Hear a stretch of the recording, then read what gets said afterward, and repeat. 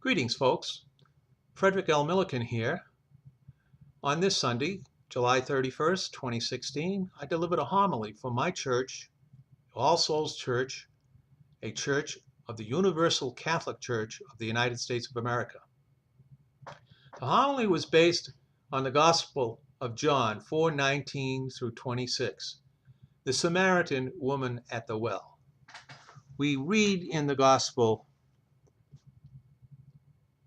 "The woman said to him, 'Sir, I perceive that you are a prophet. Our fathers worshipped on this mountain, and you say that in Jerusalem is the place where men ought to worship.'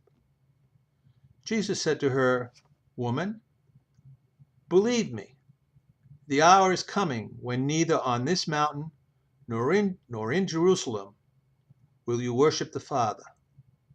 You worship what you do not know. We worship what we know, for salvation is from the Jews. But the hour is coming, and now is, when true worshipers will worship the Father in spirit and truth. For such the Father seeks to worship him. God is spirit, and those who worship him must worship in spirit and truth.' The woman said to him, 'I know that the Messiah is coming, he who is called Christ. When he comes, he will show us all things.' Jesus said to her, 'I who speak to you am he.'" And that is the gospel reading for this Sunday, upon which the homily titled "The Women Around Jesus" is based. I was going to title this "Jesus a Revolutionary," but since I thought it unwise to have two titles, settled on "The Woman Around Jesus." But you will see both aspects of what I have to say today. James Hurley writes, quote, "The most striking thing about the role of women in the life and teaching of Jesus is the simple fact that they are there. Although the gospel texts contain no special sayings repudiating the view of the day about women, their uniform testimony to the presence of women among the followers of Jesus and to his serious teaching of them constitutes a break with tradition which has been described as being without precedent in then contemporary Judaism." So as we look at the gospel, we can see that Jesus broke away from the strict Jewish customs of dealing with men, women, and dealing with foreigners. There are three things here that show Jesus in a revolutionary light. One, he talked to a Samaritan. Jews and Samaritans were not on speaking terms at that time. We read in John 4:9, "How is it that you, a Jew, ask a drink of me, a woman of Samaria? For Jews have no dealings with Samaritans." Secondly, he spoke to a strange woman alone. Customs of the day precluded single men and women from conversing privately, never mind publicly. Shauna R.B. Atterbury tells us, quote, "Jesus then did something that was a cultural taboo. He spoke to a woman in public, and not just a woman, but a Samaritan woman. She was twice an outcast in Jewish thought. Thirdly, he spoke to a woman who was considered at the time to have loose morals. We read in John 4:16 through 19, Jesus said to her, 'Go call your husband and come here.' The woman answered him, 'I have no husband.' Jesus said to her, 'You are right in saying I have no husband, for you have had 5 husbands, and he whom you now have is not your husband. This you said truly.'" As soon as Jesus told the woman her history, as we read in John 4:16 through 19 above, she knew he was a prophet. She then asked him a theological question, and one which was on the mind of many Samaritans. For you see, the Jews had destroyed the Samaritan temple on Mount Gerizim in 128 BC. As far as worshiping goes, Jesus told her that the where is not important, but the how is. God is a spirit and must be worshipped in spirit and in truth. Then Jesus told her he was the Messiah, that he would reveal that to a Samaritan, who is a woman who slept around, is most unusual. Consider this. The Samaritan woman at the well was the first evangelist in the Gospel of John. But even more importantly, we should note that the conversation with the woman at the well is the longest recorded discussion Jesus had with anyone, and she a non-Jew. Sheila Graham writes, quote, Jesus' honor and respect was extended to all women, an attitude largely unexpected and unknown in his culture and time. Jesus, unlike the men of his generation and culture, taught that women were equal to men in the sight of God. Women could receive God's forgiveness and grace. Women, as well as men, could be among Christ's personal followers. Women could be full participants in the kingdom of God. These were revolutionary ideas. Many of his contemporaries, including the disciples, were shocked. Jesus had many women who followed him and helped him. They were the groupies of his day.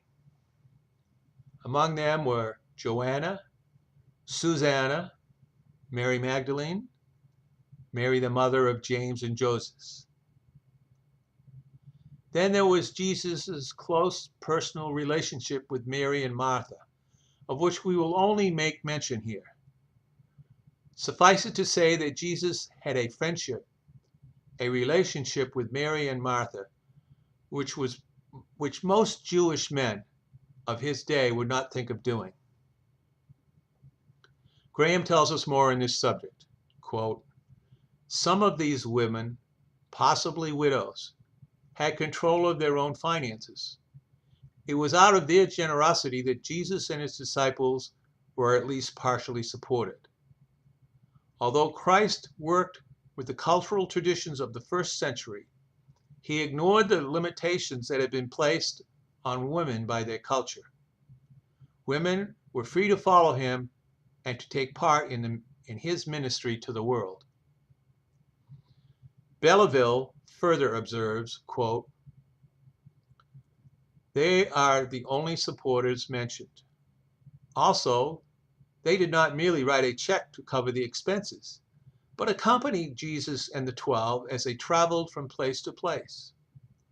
Jesus welcomed women among his traveling coterie, allowing them to make the same radical commitment in following him that the 12 did.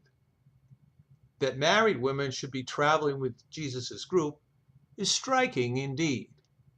Jesus expected men and women to mix freely. End quote. Some biblical scholars have said that Mary Magdalene was the leader of a whole group of women who supported and followed Jesus. Mary Magdalene seems to show up in many places surrounding Jesus' crucifixion and resurrection. She was with Jesus at the cross, along with Mary, the mother of Jesus, and Mary, the mother of James and Joseph, and other women whose names are not recorded. You see, the disciples had all fled for their lives, leaving few men to witness the death of Jesus. She led a group of women to anoint Jesus on Sunday morning. She had the honor of being the first person to see the empty tomb and the first to listen to the truth of the resurrection. A woman, not a man. And because of the prominent role Mary Magdalene played in the life of Jesus, on June 10th, 2016, Pope Francis elevated the memorial of St. Mary Magdalene to a feast day. Today, we tend to look at Jesus' treatment of women as nothing unusual. The Samaritan woman at the well, hanging out with Martha and Mary at their house, and so forth and so on. That all seems rather normal. But by overlooking the significance of Jesus' actions, we are making a big mistake. Once again, as a historian, I must point out that one must put oneself within the context of the times before one makes any judgments. So if you put yourself back into 30 AD, Jesus' actions were not normal. They were abnormal, out of the ordinary. But not for Jesus. Not for Jesus, which is the moral of this homily. Jesus could have appointed all women disciples. The crowd would have said, "There goes Jesus and his harem." Or he could have appointed a mixture of the sexes, and the crowd would have said, "There goes Jesus and his sex commune."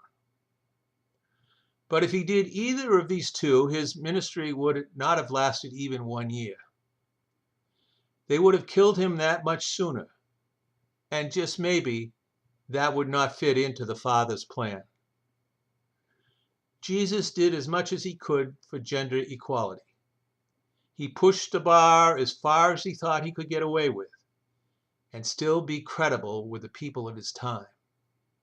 He certainly didn't bring it all the way up to today's standards. But then again, that goes to not judging past times with present values. There is much more to say, but we will save it for another day. Before leaving, however, I would like to take a shot at those churches, more especially the Roman Catholic Church, who will not permit women clergy, because the disciples were all men.